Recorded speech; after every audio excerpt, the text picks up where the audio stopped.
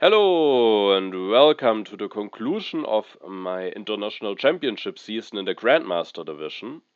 For the second time in a row, I played in the Grandmaster division, and it was voted by my Patreons that I share one of those games, and we will take a look at my last game and how the season ended for me and of course overall. And we had now a little bit of a pause with videos. I was traveling, had a very nice time, then I got back and got sick. You can maybe still hear it a little bit in my voice, but today I'm back and we will take a look at a very high stakes game in the Grandmaster division. And when we take a look at all of the opponents, as usual in the Grandmaster division, there are some really tough opponents. Chengisip, who is after the last update now the highest rated opponent, also the winner of last season and finished second 2 seasons ago. So he has been pulling off some really good results. The same is true for Grozz, who finished second last season and won 2 seasons ago. And generally, Grozz is performing at a very, very high level at the moment.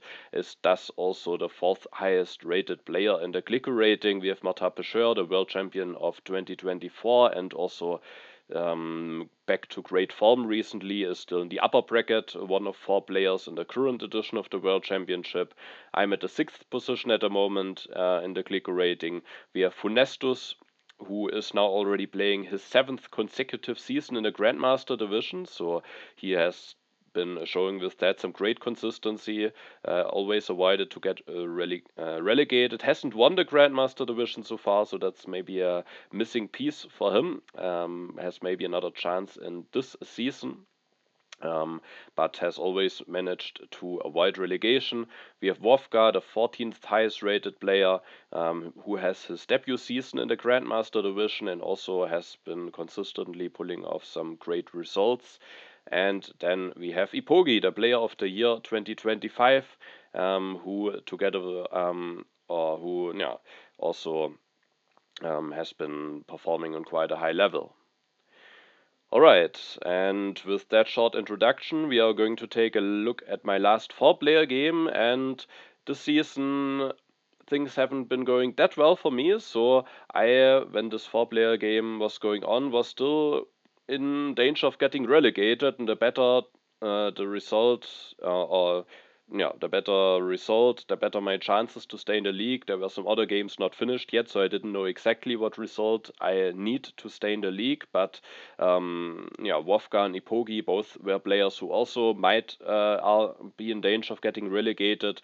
So that game, was quite important for me to hopefully stay in the league. And Vovka and Eepogi are my 2 opponents, and then Grotz. And Grotz again this season was not in danger of relegation and instead was one of the contenders for the title. So for him, this game could be important to maybe get the necessary points to win at the end. Alright, and now without further ado, we are going to take a look at the game. Alright, in this game I'm playing the 3rd position, and first of all we can take a look at the leaders and wonders. We have quite a bunch of lab leaders in H3: Bill Gates, Steve Jobs, Einstein, Marie Curie, the spaceflight, Manhattan Project, Internet, so having some scientific methods or being prepared to go into computers could be quite important. We have Gandhi to hide behind, Manhattan Project for the military, so that's something important to note. Then there is Marlene Dietrich in the Hollywood, but apart from Marlene, no other theater leaders in H3. There is Bach though in H2, so going Bach into Marlene could certainly be a direction, or also going Gaudi into Marlene. We have Mandela as well, who can be quite strong. We have some strong H2 wonders. Suez Canal is there together with James Cook. Railroad is there, no James Watt. We have the Ocean Liner Service, no Maria Theresa. We have Newton and Nobel to also maybe go into that lab-heavy direction. And then Catherine is the only military action leader. In H1, Yashushka is the only military action leaders, but we also have Genghis Khan, Nostradamus, Barbarossa to help with the strength, Columbus to maybe set up for Suez Canal. Apart from him, I mean, there's Barbarossa, but not too many colonization leaders maybe in H1. No Isabella, no Eleanor. We have Gutenberg, but no Leonardo, and then there's also Michelangelo. We have Silk Road, but no Universitas. The 2 strength wonders are there, and also all wonders that provide a happy face or ignore some unhappy workers. So there are a lot of ways to maybe get some more happy faces, or maybe it's a lot more easily possible to avoid having an H1 happy face solution from urban buildings. Alright, Grozz is in first position, and it's a bit of an interesting choice. Maybe we can already learn a little bit about his preferences, because some players maybe would rate Rome Roads a little bit higher than Library. In 4-player games, I tend to like the Rome Roads relatively high, and maybe would even go for it over the Library. I'm not sure. There are always a lot of nuances in play. Maybe Grozz, if he's thinking that he might get Alex or Homer, rather prefers the Wonder that has less civil actions, which I think would be a fair argument. And the Stonehenge also is regarded highly by some players, so here Grozz goes for the Library, which is certainly solid, and as said, maybe the reason could be that he expects to get Alex or Homer at the next turn. Eepogi then goes for the Rome Roads and also picks the leader, Sun Tzu. And now it's my turn, and I could just go for Hammurabi here, and maybe that's also a solid call. But also a bit of a risky one. Eepogi is playing Sun Tzu. Of course, he has the Rome Road, so maybe not necessarily the most threatening setup, but still he gets an additional yellow token. Maybe after that has more population. There is certainly the possibility that he can turn that into a military-heavy game, and with Hammurabi I could end up being a little bit vulnerable. There could be Sun Tzu into Yanchishka, Sun Tzu into Barbarossa, so there could be some strength potential. And also, when I don't grab the Stonehenge right now, the wonders left are Hanging Gardens and Colosseum. I mean, Colosseum in 4-player games can be quite nice, also fine with Hammurabi. Hanging Gardens can be fine, but there are even more happy face related wonders from H1, so maybe not the greatest Hanging Garden setup, even though there's Barbarossa as a synergy and also Michelangelo. So I might not get the greatest HA wonder then, and I might be a bit vulnerable, and so at the end I decided to rather grab the Stonehenge and Homer, which is maybe not the ideal combination. Homer together with a wonder that has lots of steps, but I think in 4-player games especially it can be fine to keep Homer also for a bit longer, maybe try using his resources a bunch of times, then he will also help me building up some military. Together with Homer and Stonehenge I have 2 happy faces, which can be a bit too much, but can also really be helpful to be able to build enough military. And I have just a very fine wonder, a leader that I think is in 4-player games quite fine, and I leave Hammurabi available in the row. I was hoping that Vovka will take him, because of course he can still be strong for Vovka, but he also might then be a bit in a vulnerable position. I was hoping that he wouldn't let him be available for Grozz, and I was also confident that he would take him, because the alternatives just aren't that great. And then maybe Hammurabi is in a position, or a player gets Hammurabi where I'm not that threatened about it and or too unhappy about it, and I myself have a solid combination which might help me dealing with some potential military pressure. So I think Hammurabi could be fine, but could also backfire quite heavily, and I think Stonehenge is just a very solid wonder, and in 4-player games I like Homer quite a bit, so I was fine with just taking that combination here. Vovka indeed goes for Hammurabi. At least he can take the Patriotism, normally quite a bad card. With Hammurabi, maybe there are sometimes situations where it can be fine having that card. Now it's Grozz's turn, and interestingly he's willing to pay an additional civil action for Confucius, which I guess is a fine call. Confucius is just providing a lot of value, and Alex I think is just really one of the weaker leaders. There's also no Saladin, which would be the perfect early replacement for Alex. Eepogi elects Sun Tzu, increases his population, builds a mine, and takes the cultural heritage. And now it's my turn, and I start by building the mine. I could just do a very normal turn with electing Homer, increasing my population, taking a rich land. Taking a rich land maybe already not being that ideal. Of course, it's not unlikely that maybe I get either iron or irrigation before the age ends, but I have the Stonehenge, a 4-step wonder. I need an additional civil action to replace Homer, so that could make it a bit more difficult to get into those technologies. Of course, I could maybe build a 3rd farm, especially with Yanchishka being the game, so I certainly might be able to find a way to use that rich land, but maybe it will take a little bit of effort. But it certainly wouldn't be the ideal way to spend a civil action here, and instead I actually decided to just take the Code of Laws here. For 3 civil actions it's expensive, but the luxury with having Homer is that I'm not obligated to elect him immediately, because he isn't giving me any value immediately. And that allows me to just build a mine, get at least that economical thing going, and then I can take the Code of Laws, which just makes it that I very soon, with the Signs of the Stonehenge, can invest into a 5th civil action. Additionally, if I don't take the Code of Laws, then if I take the Rich Land, it stays on 3 civil actions for Vovka. I think it's unlikely that he will take it, maybe. But if he doesn't take it, which is certainly something to be expected, then it falls down to 2 civil actions for Grozz. Grozz has Confucius and a library, so also 2 additional sources of science. And instead of me, who also has some additional science, getting this early copy of Code of Laws, Grozz would get this early copy of Code of Laws. So that's an additional layer that there's another player who maybe soon has some science to invest into and who then, instead of me, might get this copy of Code of Laws. I draw 2 cards, 2 tactics, so that's not bad, having some options. Vovka elects Hammurabi, builds a mine, and he gets an early copy of Monarchy, and I do think if you get one that early, you kinda have to grab it and prepare for a revolution. Especially in the last seed, the Monarchy is not only giving you an economical benefit with having more civil actions, but also you are, after that, a lot less vulnerable thanks to having the 3rd military action with Hammurabi. Grozz seeds, opens the development of civil life, will use that to increase his population, increases his population again, takes the rich land and builds a step of the library, is not building the 2nd lab yet. Instead wants to finish the library, maybe is eyeing the Great Wall that is coming down the row, maybe there's a chance that he now can at the next turn finish the library, take the Great Wall, and I have the feeling that the Great Wall at high level games is at the moment quite highly regarded and can have quite an impact. Eepogi seeds and opens the development of settlement. He builds the 2nd lab, plays the cultural heritage, and interestingly, he is taking the iron for 3. So maybe in this situation he has a bit of a choice. Does he want to use Sun Tzu to maybe go for a bit of a military heavy approach? Then he could take the knights, generally, with Sun Tzu, of course, a strong technology to have. Or he can take that early iron, thanks to having taken the cultural heritage. He has enough science to go into that at the next turn, guaranteed, not being dependent on the developments. And then he can start going for some upgrades into iron and get some early resource production going, and he decides to rather go for that approach instead of trying something military heavy.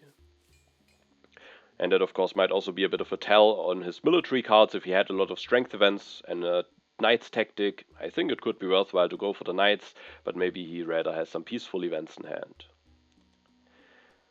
Now it's my turn. I get 2 more population out by development of civil life and settlement. I can build a 2nd lab, getting my science production going.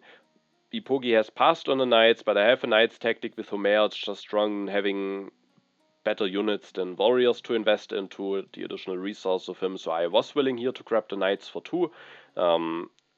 Also with there being Confucius and Sun, so the event deck might flip very quickly, so it might just be strong having an option to increase my strength very soon. So I take the Knights, and then with my last civil action I will just elect Homer. I could have also increased my population, but maybe there's a little bit of benefit of saving up some food in case I get Barbarossa. Maybe also not really, because of course I want to finish the Stonehenge before going for Barbarossa, and maybe that could be difficult, but I at the end just rather wanted to elect Homer here already. I draw the Knowledge of the Ancients in the inhabited territory. The territory could be interesting in case I maybe get Columbus at my next turn. Vovka just goes for the revolution, thanks to having gotten some free population. He can also build a 2nd lab, so I think that's a strong start for him. He has passed on the HA wonders, but there is both Great Wall and the Silk Road coming down the row. Grozz doesn't see it. Instead, he offers an open borders agreement to Eepogi, of course, always not great not being part of that. And but I have Homer, I maybe want to build some units soon, and Vovka has Samurai, but also has the 3rd military action already. Grozz deciding to go for Eepogi here. He finishes the library this turn, gets some science production going, takes the engineering genius, and interestingly then uses the rich land to build a 3rd farm. Could be as a preparation for Jan Žižka, but also generally if you build a 3rd farm that early, the chances are, or it's just because you will get 3 turns of production, so the farm will replace itself, and then you can just have the 3rd farm long term. So with that rich land, yes, an easy opportunity to build it now. The alternatives maybe aren't that great, so I guess it's a fine way to just spend a civil action. Eepogi seeds and opens the development of politics. He reveals the fighting band tactic, so there's a chance that that one might get upgraded with Sun Tzu. He starts some iron production and takes the second copy of Code of Laws. The additional cards that I drew from the development of politics are 2 defense cards and a heavy cavalry tactic. My turn, I don't want to push. I will this turn indeed take Columbus, and with having some additional signs from the Stonehenge, I maybe don't necessarily want to push the knowledge of the ancients. So, and generally, I'm maybe not good in prepared for the event deck flipping yet, so I don't see it. I build 2 stages of the Stonehenge that allows me to this turn go for the Code of Laws and get my 5th civil action going, and then, as I already spoiled it, I will grab Columbus this turn.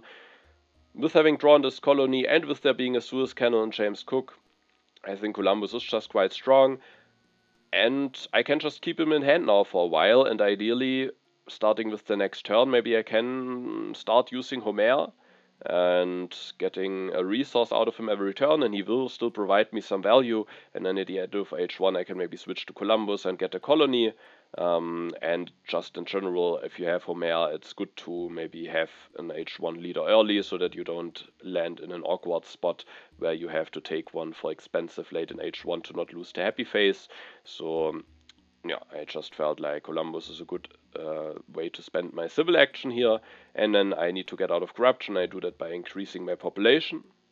I also have to think about now what tactic do I want to get into, and I decided to aim towards the heavy cavalry tactic here, because I have the happy face from Homer and the happy face from the Stonehenge. I get the inhabited territory. I think I should have easily enough population to support 3 knights, and I think then that is just a setup that gives me more strength than, for example, going for the phalanx tactic.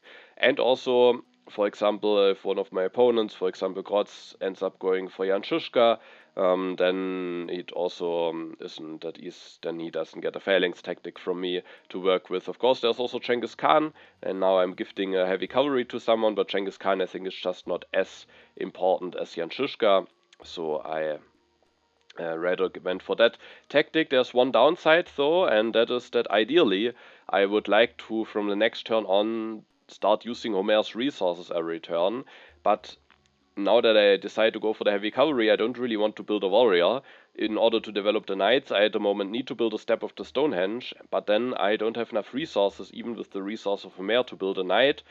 So that could be problematic. I was hoping that maybe that issue get fixed with some developments. If there is any development revealed that gives additional resources, for example trade routes, markets and crafts, I can do that. If there's development of science, I don't need to build a step of the Stonehenge, then I can build a knight as well. So there are 4 developments that will allow me building a knight, and I was hoping that with hopefully Grozz and Eepogi seeding, chances are relatively high that I can at the next turn start with building some knights.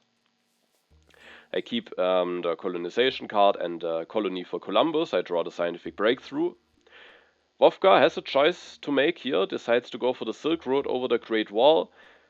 It's, I think, a tough choice. The Silk Road definitely offering greater value right now, giving some economical bonuses, and yeah, just being quite a strong wonder, especially with having Hammurabi plus the monarchy. So I can definitely understand going for the Silk Road.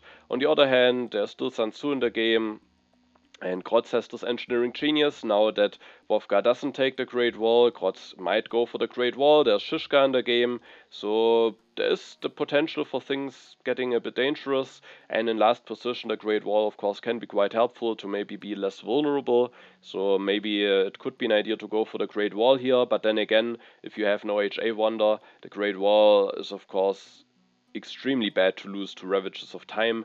So the Silk Road as well, but maybe not as bad. So I can understand not picking the Great Wall here, and the Silk Road might work out very well, but there is maybe some danger involved here. Vovka does take the Swordsman, so is putting some effort in being able to defend himself. But we can now see the danger maybe already arising immediately. Grozz seeds. I was very happy to see the development of trade routes, allowing me to build a knight at the next turn. And then Grozz will increase his population, builds a warrior, reveals the fighting band tactic, making him the strongest for now, and then he takes the Great Wall. But not only the Great Wall, he also takes the Theocracy. So he is now doing some setup that could lead him into a very military-heavy into quite an aggressive game from his side on. Yeah, that is definitely something to be aware of. If he also gets something like Shishka, maybe Barbarossa, Genghis Khan, then yeah, he might have quite some high strength potential. Eepogi seeds and opens the development of planning. The options from the planning are development of crafts, warfare, and markets. He will complete his iron upgrades and he takes Michelangelo. And that's interesting because I think in all my games from this international championship season, maybe I'm mistaken, but at least it feels that way. In all of my games where Eepogi was in, he always had Michelangelo. So I think he is becoming a bit of Michelangelo specialist. And yeah, again, this game as well, he is going for Michelangelo. And I mean, he has strong resource production. There are still a lot of H1 wonders to take. There are strong H2 wonders. And yeah, I do think that's a strong setup for Michelangelo. And I would do the same. And now he is maybe also rewarded for taking that early iron instead of the early knights early on. Now it's my turn. I don't want to push the scientific breakthrough. And with that, I will just pass my politics phase. I take the 2 additional resources from the development of planning. I build a step of the Stonehenge, and then I will build a knight, starting to use Homer's resources. The next turn, I should be able to use them as well again. And then I increase my population. Take the rich land and the iron. I could have also finished the Stonehenge already, but I think those 2 cards combined are just quite nice to have. And I think increasing my population just makes me safe from some early rats or something. So in this case, I just let the Stonehenge remain unfinished for now. With already having built some steps, the masonry doesn't make as much sense, and so at the end I just grabbed iron plus rich land and started up building some knights, and ideally maybe I can have Homer for 2 more turns, allowing him to just fully build me my heavy cavalry tactic and giving a resource discount on every knight that I build. I draw another legion tactic. Vovka seeds and opens the development of science, which I was happy to see, because that actually allows me to go for the iron at the next turn. Vovka builds a step of the Silk Road, develops the swordsman, can now actually play the patriotism with the Silk Road bonus. Out of the sudden, that is actually becoming quite a nice card. Maybe that was also a small reason why he went for the Silk Road, at least now being able to utilize this patriotism a bit better. He then builds a swordsman, going up to 4 strength, avoiding to be the weakest for now. He's interestingly not willing to go for an upgrade, which would have made him the strongest even. Maybe he wants to get some draws, maybe he's still waiting for tactic, even though of course soon he will be able to copy some fighting band tactics. And maybe also has some other ideas for the resources, and remains at 4th strength for now. Grozz seeds. And there's no strength event revealed, which I was happy about. Instead, the Pestilence. All players have a population to lose a free one, but for all players, it's still a bit annoying because, especially from after Grozz's action, there is a bit of pressure going on with the strength, and now every player maybe has a bit more difficulties to easily build up some strength. Grozz will develop the Theocracy, goes for the Knights, with not having committed to a second lab yet. He has maybe more potential to go for a bit of a threatening amount of military strength, so another advantage maybe of just starting to build a library is now at 8 strength and maybe forces his opponents to react to that.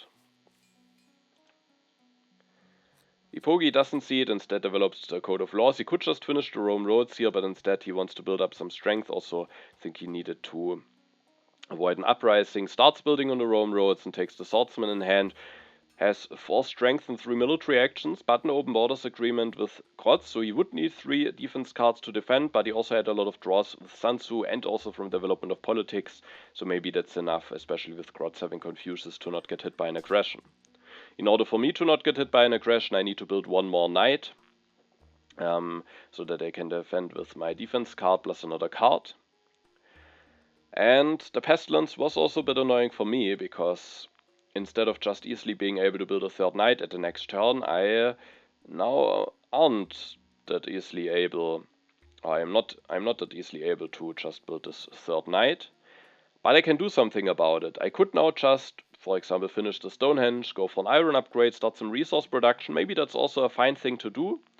But instead, I actually decided to, after finishing the Stonehenge, go for the irrigation, go for one upgrade for free with the rich land, and then taking the breakthrough at the end. And thanks to the one additional food from the irrigation, I have enough food at the next turn to just build another knight, so that felt quite nice. I can build a knight while still having the resource bonus from Homer, because an alternative that I could have done would be to go for an iron upgrade and then just elect Columbus already. Then with getting the inhabited territory I also would get enough population, but I would not be able to use Homer's resource at the next turn, of course. Then I would have gotten an additional iron upgrade, but now I have an additional food upgrade, and with maybe there being some tendencies of this being a bit of a military-heavy game, with Grozz having theocracy, not having committed to the second lab, still maybe being able to get Jan Žižka or Barbarossa, maybe the food production could be quite viable here, and allowing me to also maybe soon, especially if I get the additional yellow tokens and the free population from the inhabited territory, build even some more units, so in case it gets really messy, maybe I can even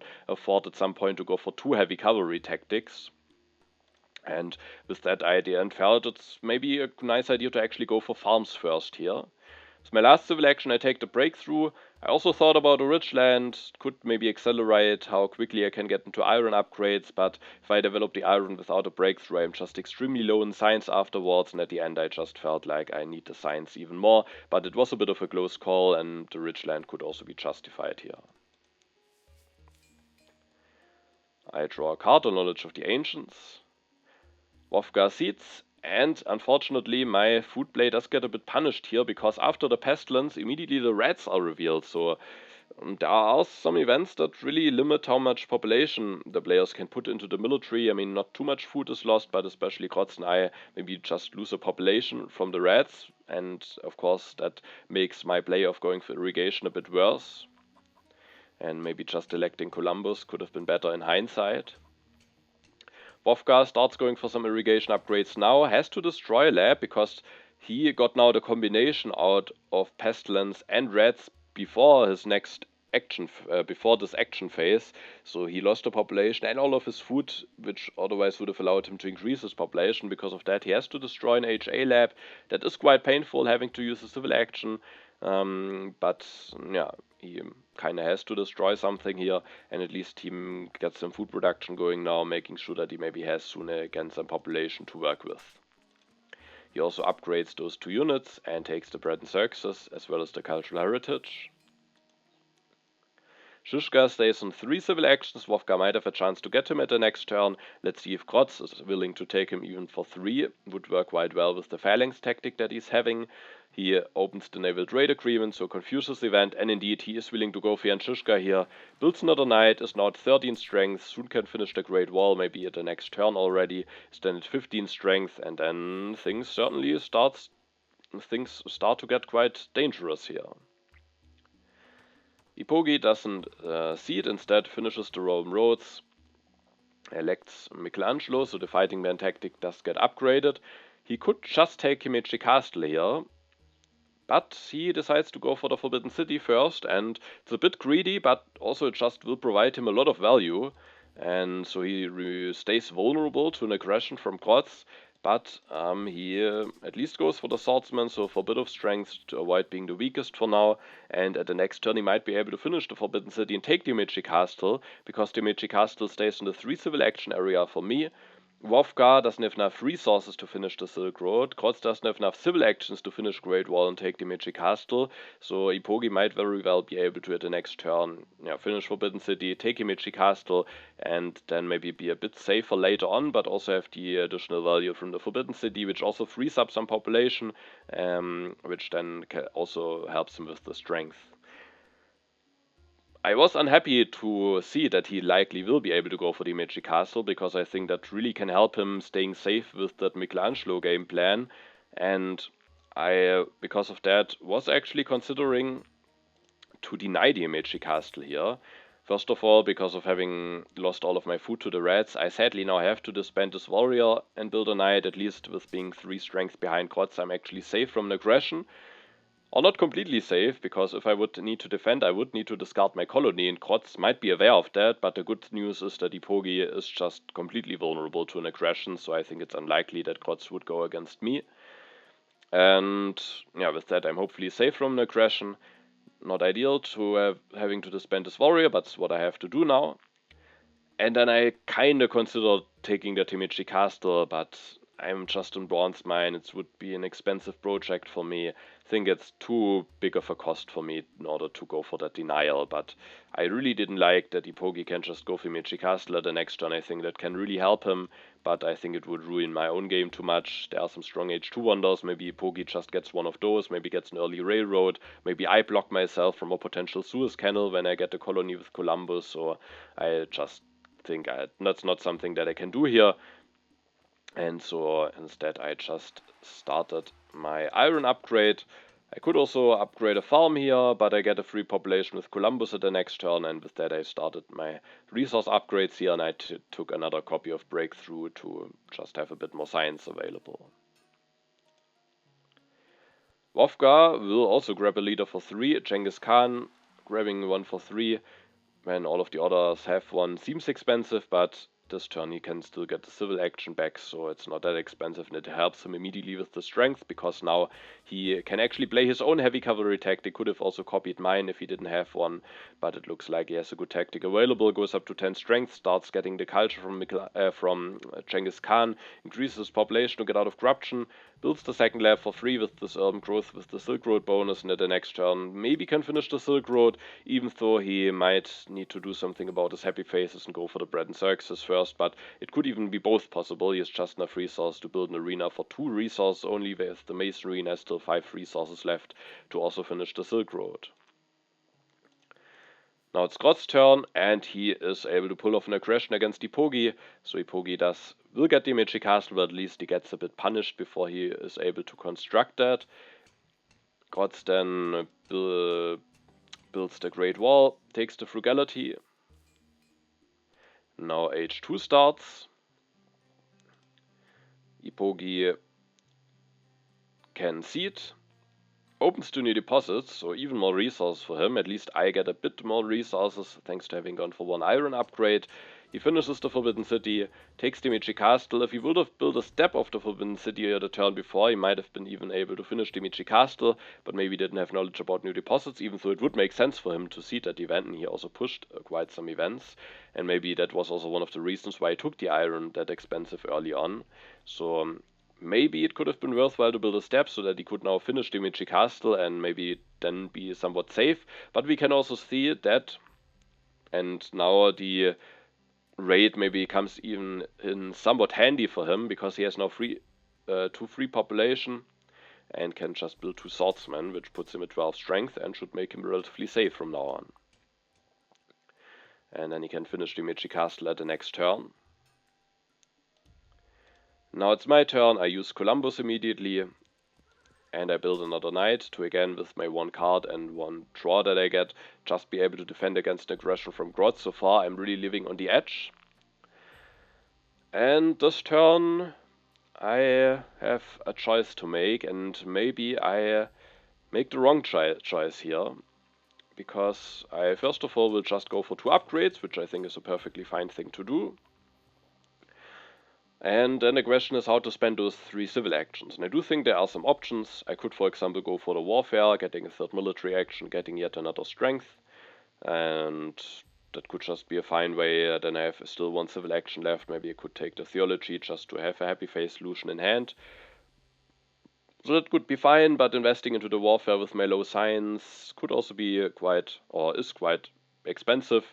There's no Robespierre to easily get into an H2 government form with being on low science, so maybe not ideal, but could be a possibility. And there's one thing that I especially need to think about here, and that is whether I want to take the Rifleman. I could just take the Rifleman here, and not necessarily to have them for myself. Could still be strong to have them for myself. Maybe I draw Conquistadors or Classic Army soon, but also a bit as a denial. Not for Vovka, he is already the swordsman, but I think he has a lot to do, and it's unlikely that he will maybe take the Rifleman away. And if he doesn't take the Rifleman away, then Grozz, who has some resources saved up, who has all of those military actions and is in a threatening position, might be able to get into Rifleman, go for some upgrades, maybe even build an additional Rifleman, and then he might soon be at something like 20 strength. And maybe it is somewhat fine for me to deal with that, because I can maybe soon go for 2 more knights, and then I also don't need the Rifleman, so maybe it's fine for me to leave the Rifleman in the row. It would be somewhat expensive, but my alternatives this turn aren't that great. I could take the reserves also for 3 civil actions. At the end I went for a line that I'm not sure if it is really good. I do think there are some advantages, but I'm not sure about it. I take the monarchy and I take the theology. The idea here is not to develop the monarchy peacefully, but immediately the next turn go for monarchy revolution, unless there's some really important stuff like an ocean liner service or maybe Suez Canal. I mean, it's unlikely that I draw a colony, but maybe railroad. If there's nothing very important, I can at the next turn do a monarchy revolution, which also, same as the warfare, makes it that I am at 3 military actions, but then I have a government farm going. I'm on 6 civil actions. I don't have to be concerned about that. Maybe I can just go for scientific method at some point, maybe even get Nobel or Newton, and then my things are fixed. I have a good yellow bank plus irrigation, I have resource income, and then if I get scientific method and have the monarchy, I have my things fixed, and maybe can also concentrate on just building some more knights to hopefully be safe. So there are some good arguments for it. But at the next turn, Grozz now likely gets the Rifleman, will put some pressure on, and there's just a chance that I get punished quite heavily here. Maybe I should just take the Rifleman, or maybe I should just prepare myself a bit better to build some strength at the next turn, which could be with taking the warfare, and then maybe just building a knight at the next turn is already making me a bit safer. Here I decided to go for the monarchy line, a bit of a controversial choice. I think those late monarchy revolutions can, if you are in a low science game, maybe where you later on want to maybe just build some wonders and concentrate on such stuff, I think that can be viable, but here I think now that Grozz gets the Rifleman, things might just get dangerous. And if I do a revolution at the next turn, I don't build another unit. I get to go to 3 military actions, but that might not be enough to defend myself, so I am not sure if I do the correct choice here. I think Theology is also, of course, not the greatest card to have, but at least maybe it releases some pressure on needing to take an H2 Happy Face solution.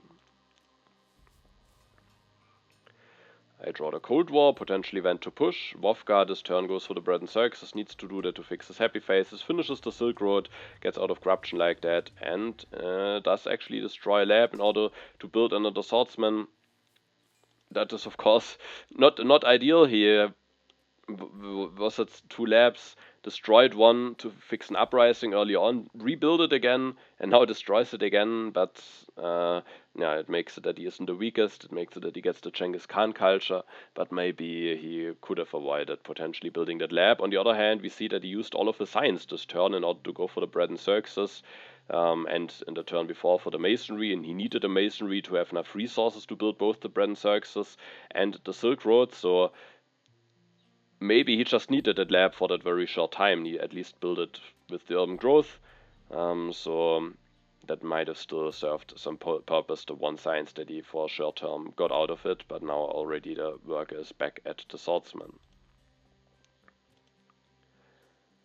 Now it's Grozz's turn, he seeds, and the historic territory is revealed. No one is willing out of his opponents to sacrifice any unit for that happy face, and so Grozz is able to win it relatively cheaply, and then after increasing his population, he will just go into Rifleman, build one, upgrade one, is now at 19 strength, still gets 3 draws, and is looking quite threatening here. And what I was very unhappy to see is that after Eepogi getting the Michi Castle, he will now also get it Railroad, and with the reserves he even has enough resource to finish it immediately the next turn, making it that he is completely safe against the strength push from Grozz and can just build up all of that strong stuff with Michelangelo. At this point I was thinking that maybe Eepogi has the strongest position here. Of course, Grozz has a big culture lead, but economically he is not in that strong of a position, so he really needs to get something out of his military push now. But Eepogi can now just do some crazy Michelangelo stuff from now on and should be relatively safe. So The one-dot drops, I think, have been quite nice, especially the railroad here. The other ones he planned very nicely around. He knew that he had good chances to get him Magic Castle. I could have taken it away, but it was just too expensive, so he planned very nicely here. And there are some strong H2 wonders, so it's not unlikely that one appears, but I think that railroad is just quite strong for him here. Now it's my turn, and as you can see, I just follow through with my plan of the revolution. And maybe I could have done something different. I could have increased my population, built another knight. I'm missing one resource to build 2 more knights. Maybe that's also something that I could have done, just trying to set myself up to go for 2 more knights, but it wasn't that easily possible. And I could just wait and maybe also play a turn, upgrade a mine maybe, or just build a knight, take a revolutionary idea, try to go for the monarchy peacefully at the next turn or something. But doing that revolution at least gives me a chance to potentially avoid an aggression, because I think I'm very much in danger at this point and might be the most likely target for an aggression. But now that I developed make a monarchy revolution and don't build any units, at least I'm getting 3 draws, and thanks to this 1H1 defense card, if I should draw 1H2 defense card, I am actually able to defend against an aggression. So I was really hoping here that maybe I get a bit lucky and that either Grozz doesn't play an aggression or that I draw a defense card. But I am now vulnerable. If I maybe get unharmed out of this, then the monarchy revolution might have still worked out quite well. But at the turn before, I could have maybe prevented to be in such a vulnerable position right now. And as you can see, sadly no defense card, so now I was really hoping that Grozz doesn't have a bad aggression. Vovka increases his population, plays the cultural heritage with the Silk Road bonus, takes the reserves, the revolutionary idea, stays at 13 strength for now, maybe also just wants to get 3 draws. And now I was very worried what Grozz might do. Has he even drawn an H2 aggression? And sadly he does. He has drawn an H2 plunder, and that's of course quite hurtful. I lose 2 resources, 3 food, that's quite a big swing. And with losing 3 food, I have not enough food to get 2 more population out and build 2 knights, which maybe could be enough to make me somewhat safe. And yeah, so I was quite unhappy that sadly Grozz has drawn this H2 aggression, but I had also some chances to maybe prevent being in such a position. So that's also definitely on the partly fault of my decision making. Grozz goes for an early Nobel. I think the science will be very helpful. While he loses Jan Žižka, at least he still gets 2 strength from Nobels, now 22 strength even. Eepogi just finishes the railroad and then takes the frugality, skips the selective breeding interestingly, but the frugality helps him more short term, and 2 of his opponents are on irrigation. There's an ocean liner, so it's maybe fine for him to skip the selective breeding for now. Now it's my turn. I see the freedom of movement. I will know exactly when it will be revealed, so I was hoping that maybe I can plan a little bit around it and then because of that do something with it, and with that I was willing to cede despite being the weakest. The barbarians are revealed, but it doesn't do anything. And now this turn there would be a Suez Canal, but I don't have any colony, and I think I need to build more military units soon, so I will miss out on even more draws, so not a position to go for a Suez Canal gamble.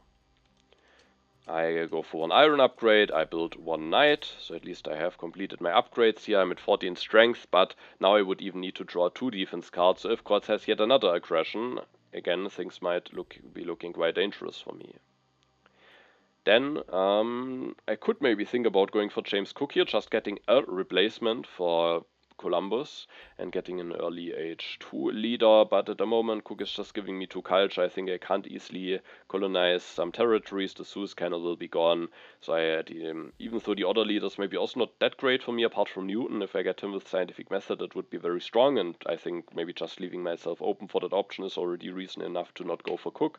And Catherine also probably would do a little bit more. Godin, Shakespeare, maybe not in this game with the big military pressure. So there is now the danger definitely that I need to wait for quite a while for a leader, but I still liked it more than committing to Cook now. I take the cannons, mainly to just also take them away, removing some options from my opponents, and also if I draw something like mobile artillery, having the cannons available could just be extremely important. And then I take the reserves for more food and resources and the architecture, as I have, thanks to having gone for the revolution, I have now a bit of science saved up, and especially if I maybe can get one of those wonders, or generally I haven't upgraded any urban buildings yet, so the architecture is just a potential to give me quite some discounts. I don't draw 2 defense cards as yeah, I of course that would have been extremely lucky. So again, I am vulnerable to an aggression, which I was not happy about. Vovka makes an interesting choice here, goes for the Suez Canal and James Cook, as well as the breakthrough. Doesn't have any colony in play yet, and in this event deck he has only seeded 1 event, so at the most he has knowledge about 1 colony. So that's a big hint that he probably has a very strong one in hand. Still an interesting choice. As said, the other leaders, maybe not the most interesting ones. Maybe he has to expect that Catherine will be taken away by me.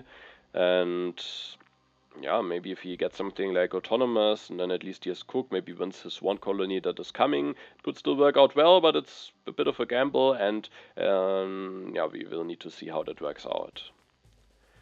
He then adopts the upgraded fighting band tactics, so already preparing to maybe switch to James Cook soon. Is now at least also vulnerable to an aggression, so there is certainly a chance that Grozz might choose Vovka over me, but the problem is he knew from me that I didn't have a defense card before my last turn. I've only drawn 2 cards. Vovka has in total drawn more than 2 cards, and from Vovka he doesn't have any information, so despite Vovka being behind me in strength, I might still be the more logical target for an aggression. So let's see what he will do. No aggression, but unfortunately a war over territory, so that's of course also not ideal, getting hit by this war. Grozz increases his population, builds a warrior going up to 27 strength, takes the selective breeding, the breakthrough, and the patriotism. Eepogi goes for the scientific method, increases population, builds another swordsman, takes the Kremlin and the engineering genius. With the engineering genius, able to finish the Kremlin already the next turn, so he just continues his wonder building with Michelangelo. Now it's my turn. I think I don't push here, and I will indeed go for Catherine. The military action of her immediately makes me a bit safer, and I will actually increase my strength by a reasonable amount here, so at least I am somewhat able to respond here. I could just build 1 more knight. I could also try to build 2 more knights or something, but I think it's a bit expensive the way I defend, but I think it's maybe the best way to do it. I go for Catherine, and then instead of building a knight, I actually build a cavalryman. And having the cavalryman also allows me to upgrade some knights to cavalryman, which puts me just at 23 strength, meaning I'm just 4 strength behind, and with that I will only lose 1 yellow token. And if Eepogi and Vovka very unlikely will manage to get as strong as I am, and if Eepogi also doesn't get as strong as I am, then I might be able to maybe just steal the yellow token back from the other opponents immediately at the next turn, the one that I will be that Grozz will steal from me. So yeah, I felt like Catherine is quite fine here. I am safe from an aggression, and I at least maybe have somewhat stabilized, but of course it comes at a cost. It's a big investment here into cavalryman, makes it quite difficult for me to transition into a better tactic, but at least for now I'm somewhat stable, and still at least have the good production going, something that Grozz isn't having yet, but he has a big culture lead and can still build up some production, so I was not feeling too great about my position, but at least I have now somewhat stabilized and I have some solid things going, but compared to Eepogi I definitely felt behind, and also Grozz I felt like can still do something with his strength and has the culture lead. I draw the prosperity. Vovka goes for James Cook this turn. Maybe he wants to have a bit of a help in case the colony is coming. Builds a cannon, takes the rich land and the efficient upgrade. And of course also right now Genghis Khan wouldn't have given him any culture, so it obviously makes sense to go for James Cook here. He is now threatening to go into the defensive army tactic, which at least could make him a bit safe from potential wars. But I had drawn the defensive army, so at least I know that he doesn't have it available. Grozz will steal 1 yellow token from me, And he has another aggression from h1, kept that in hand maybe for a while. The h1 blunder steals 3 resources, and while it's only an h1 blunder, I think for Vovka that's quite bad news, because he's still in bronze mines, and losing the 3 resources is an extremely big setback for him. For Grozz, it allows him to go for the selective breeding. He also changes now, switches from Theocracy to Republic, doesn't want to stay in for civil actions any longer, loses a bit of strength, a military action, so maybe he decides that for now his big military push is over, and now he wants to maybe just fix his economy and to not be behind that area. Goes for farm upgrade, takes the efficient upgrade, plays the patriotism, so it's still quite threatening at 28 strength, of course, and then also takes the cavalryman. Eepogi cancels the open borders agreement, maybe either doesn't need the military action this turn, or maybe it just makes the difference between being able to defend or not. He finishes the Gremlin, takes the frugality, the cannons, and the Republic.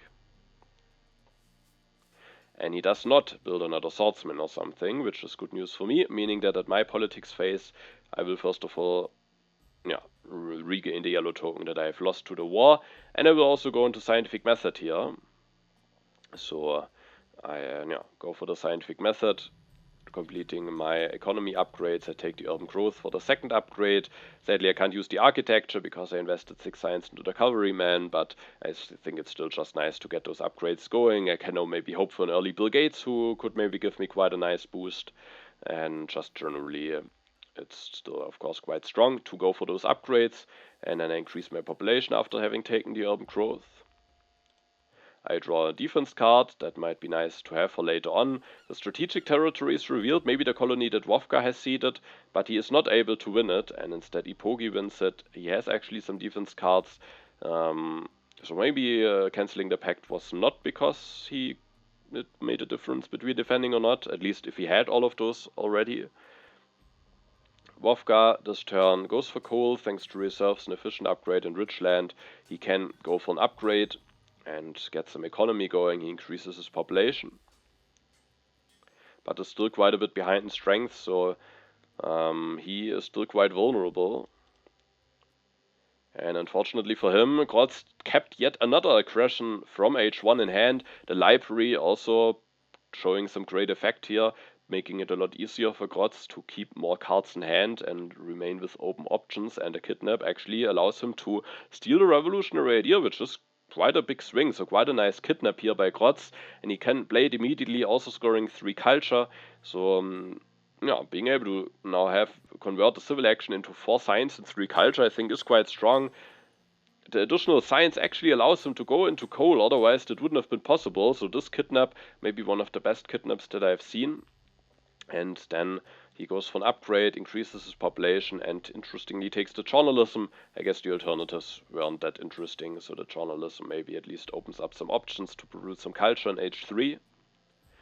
Eepogi seeds. I was happy to see that the foray is revealed, helping me a little bit out with my food and resources.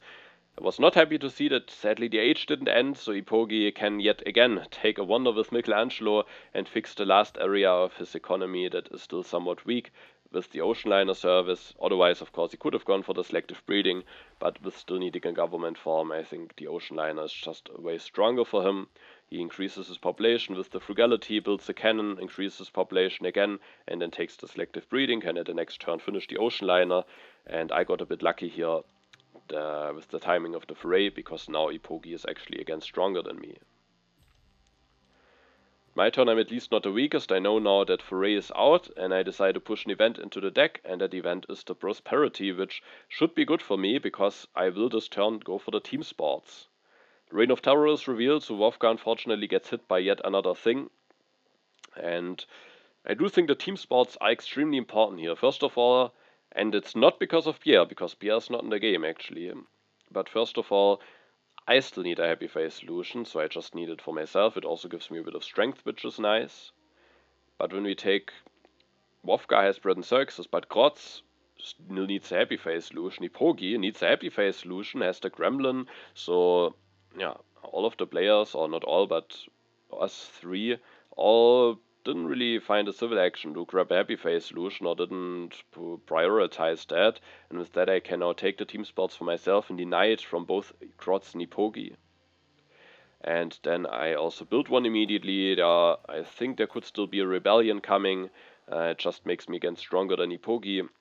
I upgrade one more lab, going up to 6 science, and I also upgrade after taking the Ralphman, which at least opens up the small a small chance, if the small if the maybe not so likely thing happens that I draw the shock troops, I now, with having the Ralphman at least in hand, could take advantage of that in case that should happen. So I think that would just be annoying if I draw the shock troops and then I can't get into them, because that is just a one tactic that I can easily get into. So I think having the Ralphman, also denying them maybe from my opponents, making it more difficult for them to go into H3 tactics, is just important to take here. And I also upgrade a knight to cavalryman. It doesn't make a big difference in terms of how much strength I have, but I just thought it could maybe be nice to use the additional military action that I have thanks to Catherine and slowly upgrade those knights to cavalryman. I get my first H3 draw, and I draw 2 more colonization cards in a war, so if there's a colony coming, I might be able to win that now. Vovka increases his population, builds another arena to fix his uprising issues, takes the wave of nationalism and the strategy.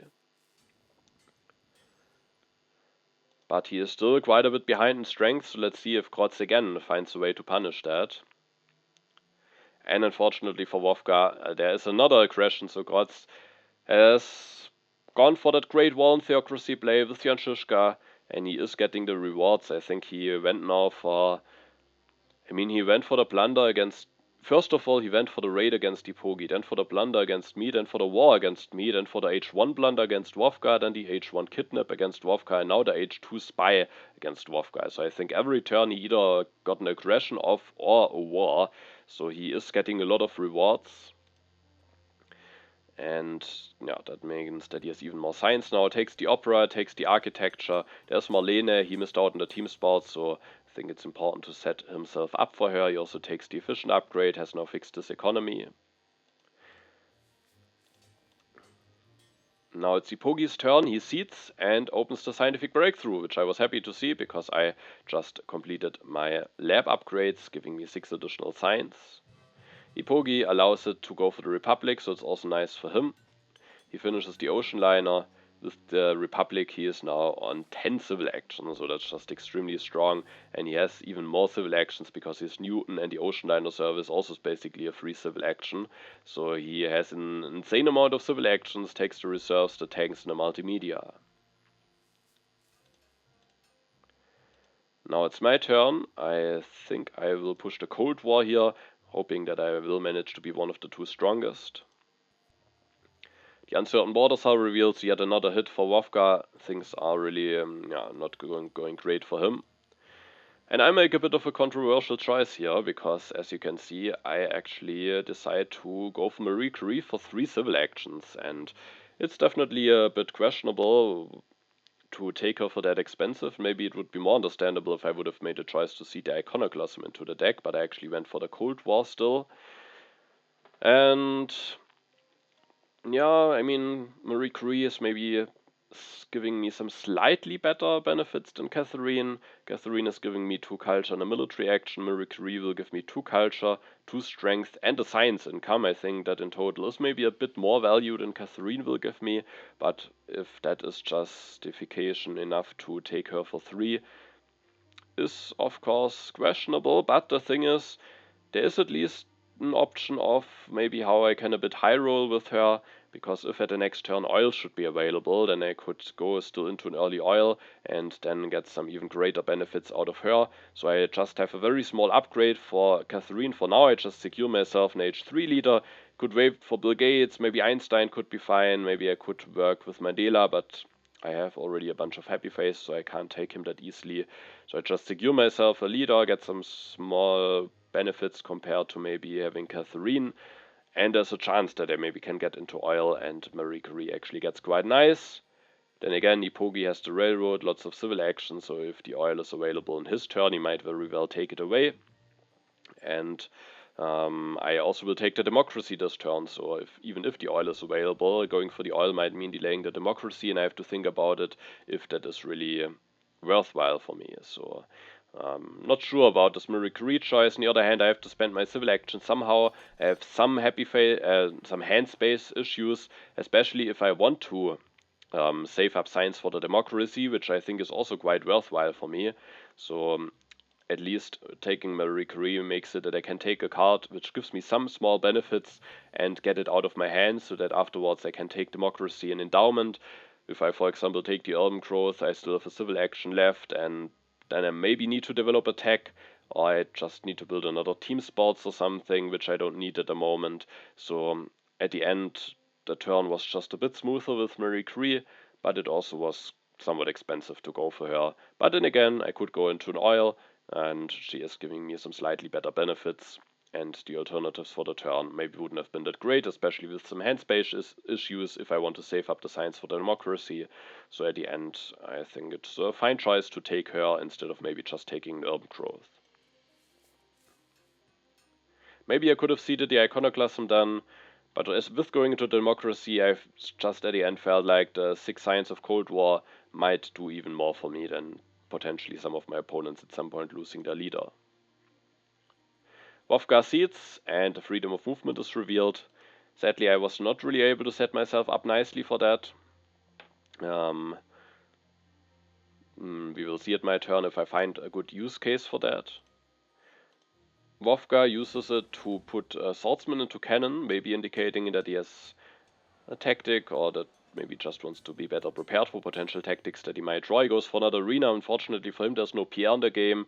That I think could be really big for him if he now gets Pierre, but he has just this James Cook. Oh wait, when he elected James Cook early on, I for some reason always thought he had 1 colony and that he got 2 cults from him, but of course he only got the ability to potentially bid higher on colonies. So this James Cook Suez Canal play so far didn't really pay off. Maybe he was hoping to win the strategic territory, draw some more colonies and get something going here. And maybe he needed to take some risks.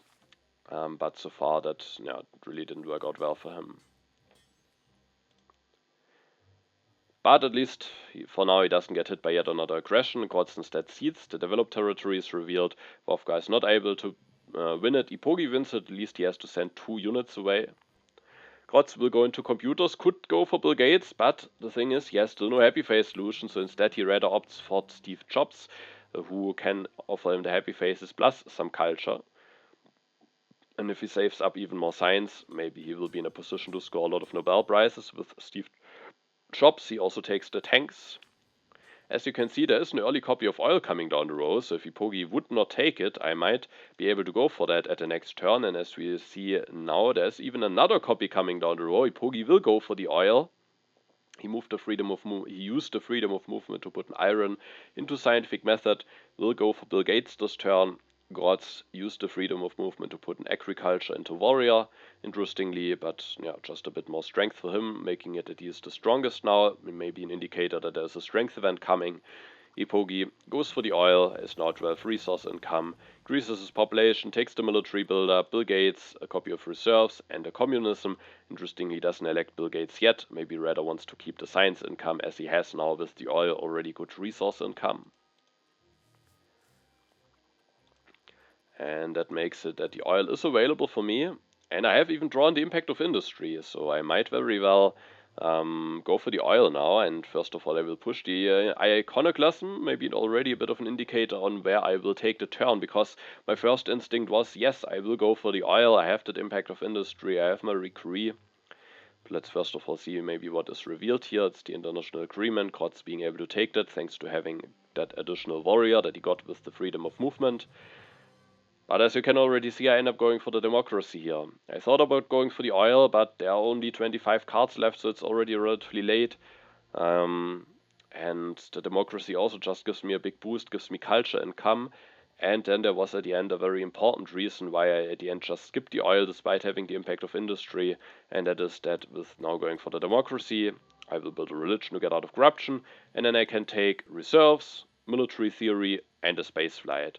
And the ability to secure myself the space flight was just one big argument to go for the democracy here, because if I don't take the space flight, one of my opponents will go for the space flight, and for all of us it's one of the strongest wonders. For Eepogi, the United Nations might be better, but Grozz might just take the space flight, and I thought, I'm a bit behind in culture, I need some ways in order to maybe close the culture gap towards Grozz, who will now soon get some culture with Steve Jobs and Nobel Prizes, and getting a decent wonder with the space flight is just one way on how I maybe can try to close the culture gap.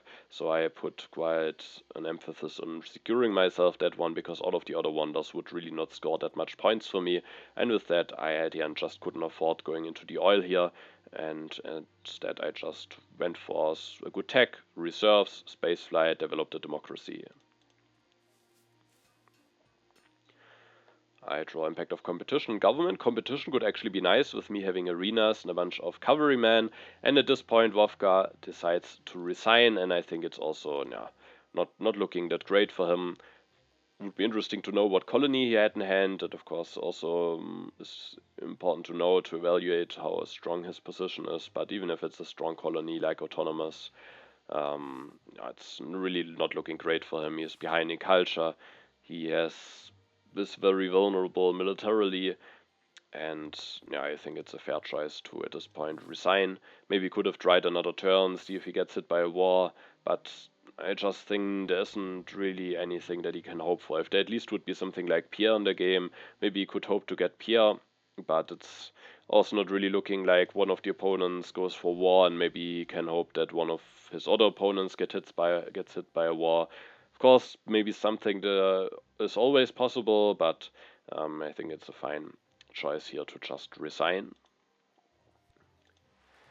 Now at Grozz's turn, he will start going for some Nobel Prizes, develops the computers, develops the architecture, scores 8 culture with Steve Jobs, another 4 with the Nobel Prize, has now happy faces thanks to having that computer, takes the reserves and the professional sports as another cheap tech.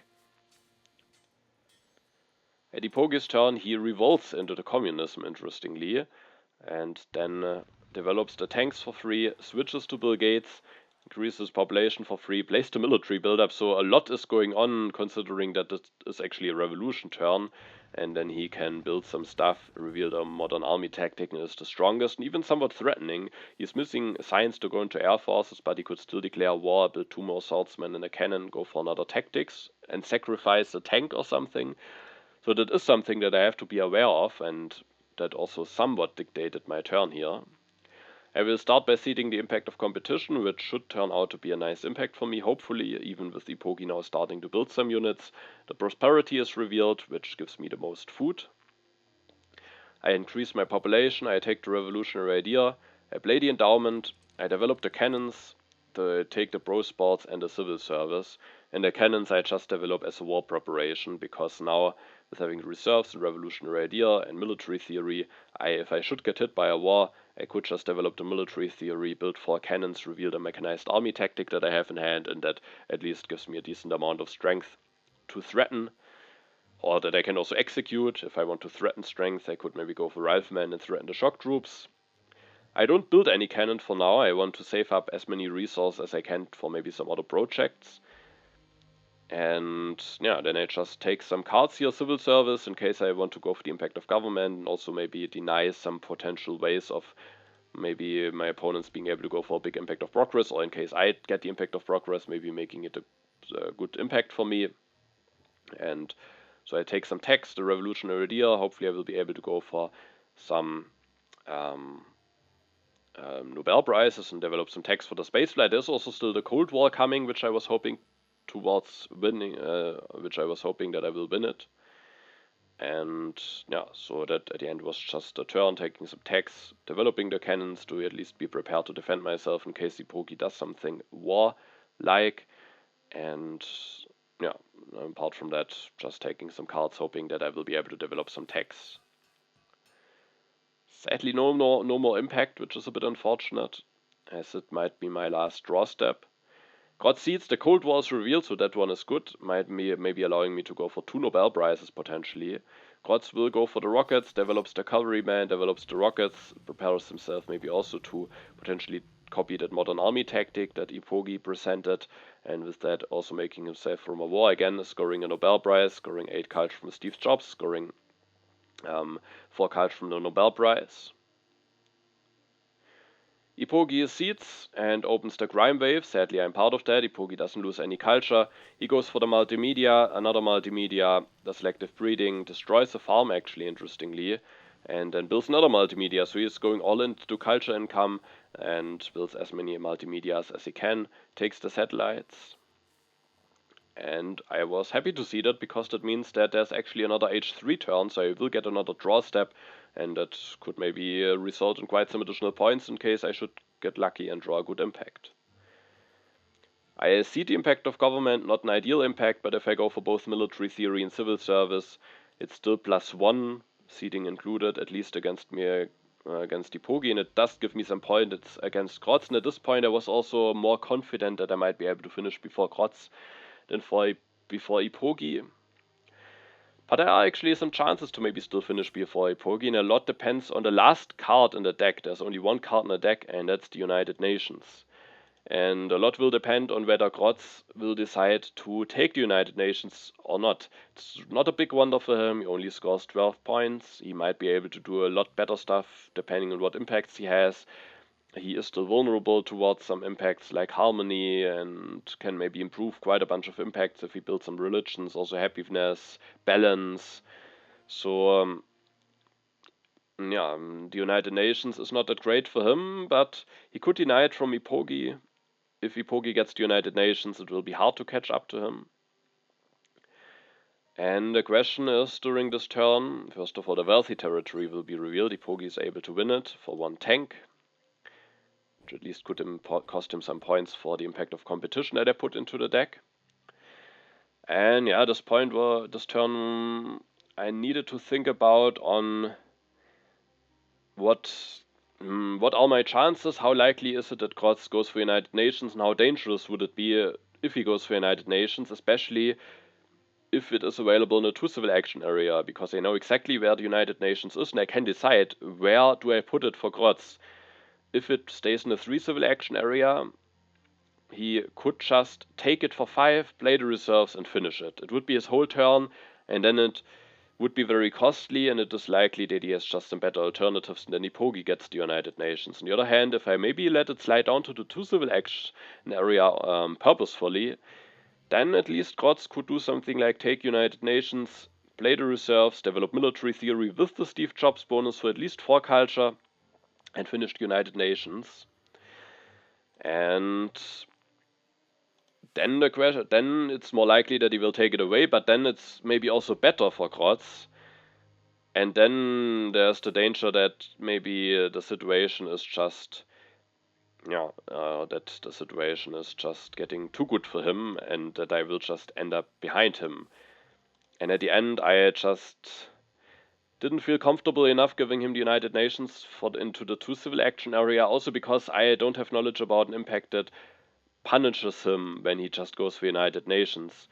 As I said, there's happiness, potentially, there is harmony. Maybe if he doesn't develop anything, there could be progress. I mean, I know about the government at least, but if I would have an impact that would really punish him if he just takes and finishes United Nations, I would maybe be feeling more comfortable about just giving it to him for the 2 civil actions area, hoping that he maybe takes it away from Eepogi. Also, standing-wise, maybe that could make sense, but I maybe felt like it might be hard to finish before Eepogi anyway, which might be wrong if he doesn't get United Nations. So that was a bit of a rough choice. I also didn't do some big calculations. I just thought about it a bit and then made a decision without doing some big calculations. I think it is a position where some bigger calculations could be worthwhile. And maybe I would do something different then, but here I decided to first of all go for 2 techs, military theory and architecture, also opening the door towards a strong impact of progress if I should draw one.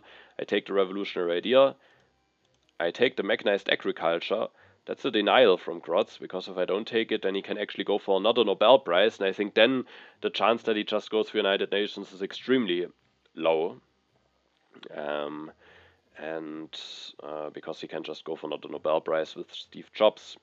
And so I wanted to deny this option from him because it could just be a good option for him, and also I can then potentially use the mechanized agriculture the next turn in case I draw something like balance or agriculture in case I suspect those impacts being in the deck. I could maybe go for an upgrade, even though I rather thought that I will go for civil service and professional sports, maybe just build an arena for the impact of competition that I have seeded. So I take the mechanized agriculture, and now I could potentially just take something like computers or air forces and make it that United Nations drops down into the 2 civil action area. Yeah, it's hard to say whether Grozz would go for it then. I think if it stays in the 3 civil action area, it's unlikely that he will go for it. Maybe I could put it here and then it's more likely that he will go for it, and I can maybe hope that I still maybe can, with impact of government and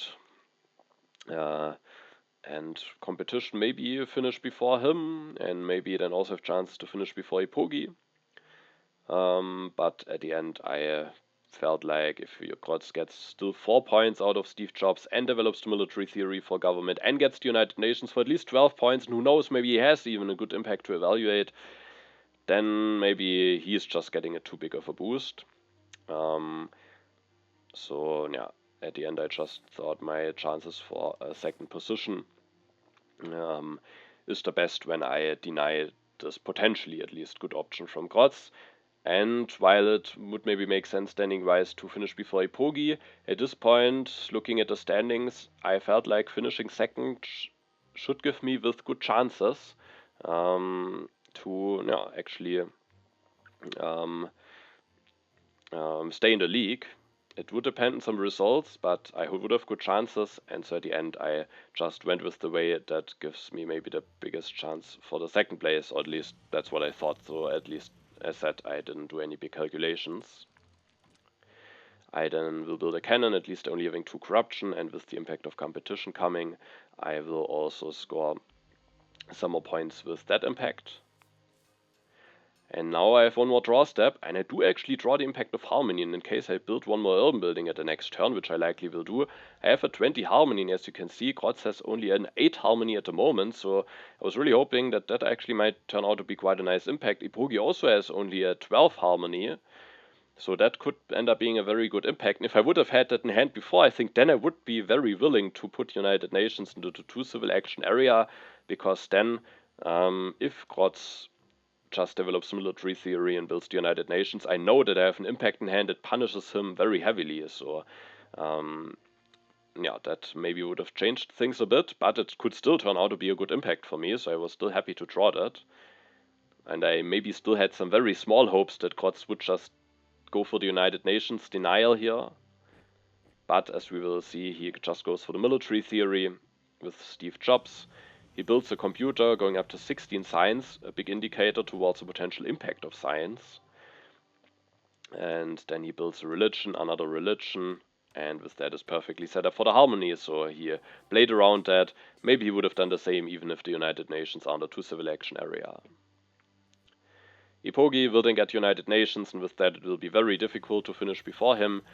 He finishes it for 28 points, disbands a swordsman, disbands another swordsman, builds a tank, so is improving his impact of competition by a little bit, and with the mechanized army tactic revealed, he is also getting in front of Grozz with the strength, so in case I put an impact of strength into the deck, Eepogi would be getting some additional points. And yeah, at the moment I'm quite a bit behind, but we will see that during this turn I will get a bit closer. I see the impact of harmony, it's still a nice seedable event for me, despite the risk of this iconoclasm being revealed, which sadly cost me a bit of culture income from a recree, but I was just hoping maybe it is not revealed, maybe there's even a strength event revealed or something. At least Grozz potentially could get punished for losing the happy face from Steve Jobs if there are impact of population or happiness in the deck. I then played a revolutionary idea. I can go for another Nobel Prize, developing the civil service, which sadly gives me 1 less point for the space flight, but 2 more for the impact of government and for potential impact of progress even more. I build an arena, and then I have just enough resources left to finish the space flight for 25 points and take those 2 cards. And when we take a look at the overview before the final standings or the final impacts, we can see that I'm now quite a bit behind Eepogi, maybe not a difference that is unimaginable to catch up, especially Impact of Harmony is giving me +8, Impact of Competition is, I think, giving me +6. So with that, I'm only 7 culture behind, but then I still need to hope that the impacts that my opponents have put in are again giving me some benefits against Eepogi, and with Grozz building that computer, I also had a feeling that maybe the impact of science is very possible, which would be a bad one for me, but at least I have quite a lead before Grozz, so as I said, my feeling was that if I take the mechanized agriculture away, make it at United Nations days on the 3 civil action area, I was hoping that I have good chances to finish before Grozz. Let's see how that will turn out in the final impacts. Impact of Harmony is allowing both me and Grozz to catch up to Eepogi. Grozz getting rewarded for fixing that with building religions and a computer at his last turn. There's the impact of Architecture, and that gives Eepogi some additional points against me and Grozz. There is the impact of Science, sadly, so Grozz is catching up to me, so even overtaking me now.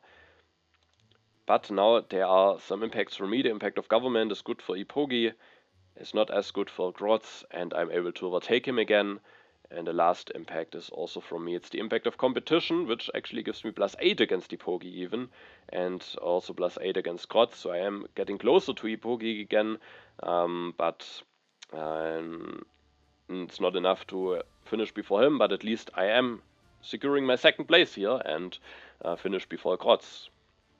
So yeah, I was actually relatively happy about that outcome. Of course, maybe I could have even had chances to win this game, because if maybe Grozz would have gone for the United Nations denial if I put it in 2 civil actions, maybe he wouldn't have done it anyway, especially with the impact of science in there and with there being a lot of other impacts that would be vulnerable for him. So maybe he wouldn't have done it, but who knows, maybe he could have done it, and if Eepogi would not get United Nations, then yeah, then I could maybe have a shot at the 1st place. Which is interesting, because after I got hit by this H2 blunder and the war over territory, I thought, oh, I'm behind. But I had at least this production going, I stabilized, I got the scientific method.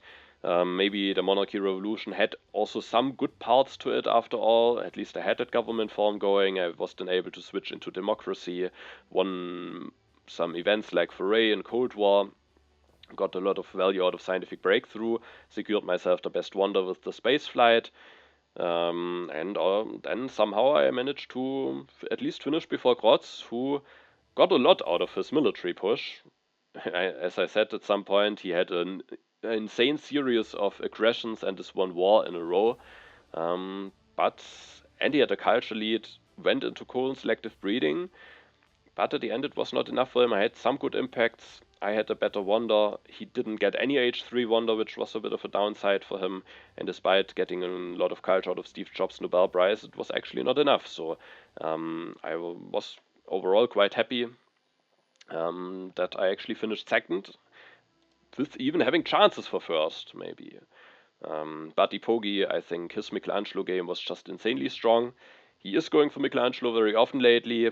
That is one example why he is maybe willing to do it. He's going very nicely for the 7 wonders, so quite a nice game from him, and at the end also a deserved victory. And after that game was finished, the situation in the standings was the following. I'm at 14 points. Vovka will get relegated for certain now. This game was very rough for him. We will take a look at the standings in a minute. And then Chengisip, the winner from last season, didn't really have a good season so far.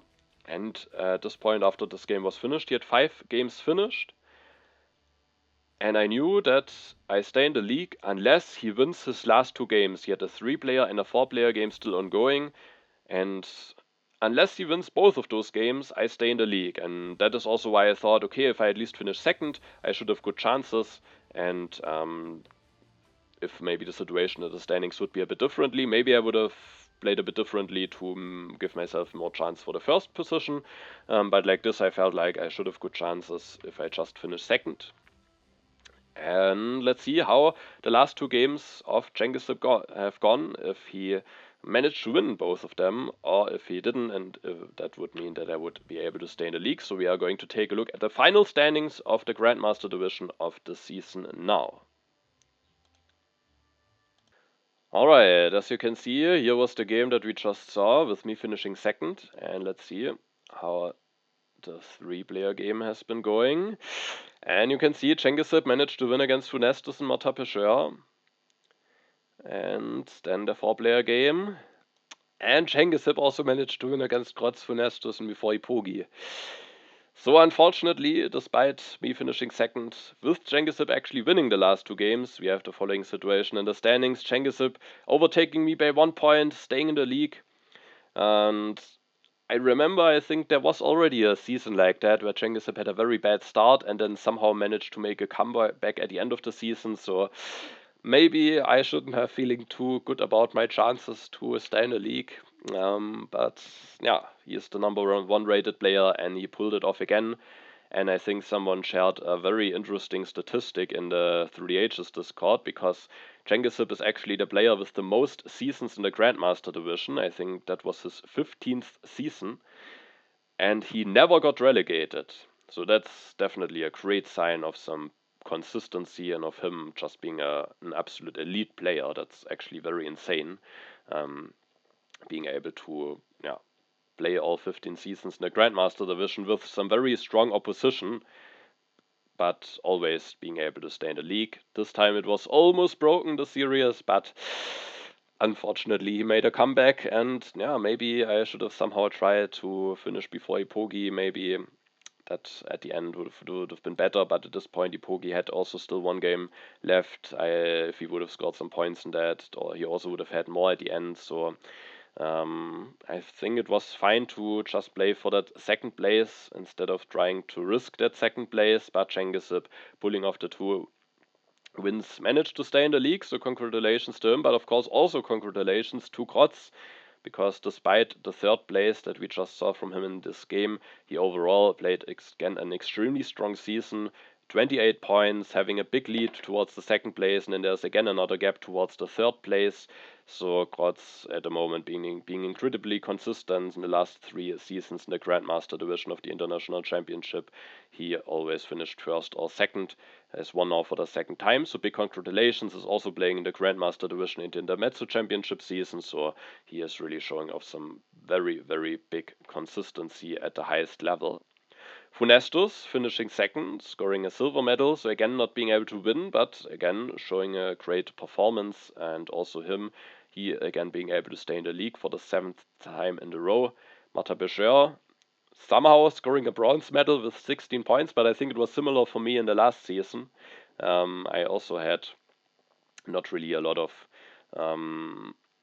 points, and also it was more of a season of avoiding to get relegated, and somehow I ended up 3rd and scoring a bronze medal, or winning a bronze medal. Now at this time Marta Pecheur winning a bronze medal with 16 points, and Eepogi then at 16, Cengiz at 50, mine at 14, so between the 3rd and the 6th position it was just extremely close. And then the other player who gets relegated together with me is Vovka. For him the season didn't go that well, and I also am in contact with him, and without sharing any details, his situation in real life at the moment is not ideal to make good through the ages turns. So of course everyone has sometimes situations where it is a bit difficult, but he isn't really in the best, can't really play the best through the ages maybe at the moment. I hope that he will make it back to Grandmaster and maybe can play a season where he can put all his concentration and all his strength into his games. And with that, we are having covered the end of the Grandmaster season. Maybe we can also take a quick look at the Master divisions to see who will be joining the Grandmaster division in the next season. So sadly not playing against me because I got relegated, but we see that Jaob managed to win this Master division. Interestingly, Arne getting relegated with 17 points, 1 point more than Marta Pecheur, who won a bronze medal. So that's a bit unfortunate for Arne, and shows that sometimes things are a bit unfair. But Jaop, being able to win this group, has been showing off some great performances, especially in the two-player game section. He has an interesting playstyle, so it will be interesting to see how he will face or how he will deal with the players in the Grandmaster division. And the other player joining the Grandmaster division is actually one who just got relegated the season before, and that is MV, who managed to win his Master division with 25 points and will be a Grandmaster again after one season in Master, managing to finish before Wolves and Angor. Alright, with that we are at the end of the season. And I hope it was interesting for you, seeing some high-level opponents and seeing how the season ended for me. And yeah, then next we will hopefully, if the games finish in the near future, cover some games from the current World Championship stage. And I plan to cover my games, but maybe also comment on a few of the upper bracket stage games where there are some really strong opponents in. So I'm really excited to see how that group will be playing out, and I want to comment on some of those games in addition to also covering my games. So yeah, let's see what of those things you will be seeing next on the channel. And yeah, with that I say thanks for watching, have a nice time, and see you in the next video.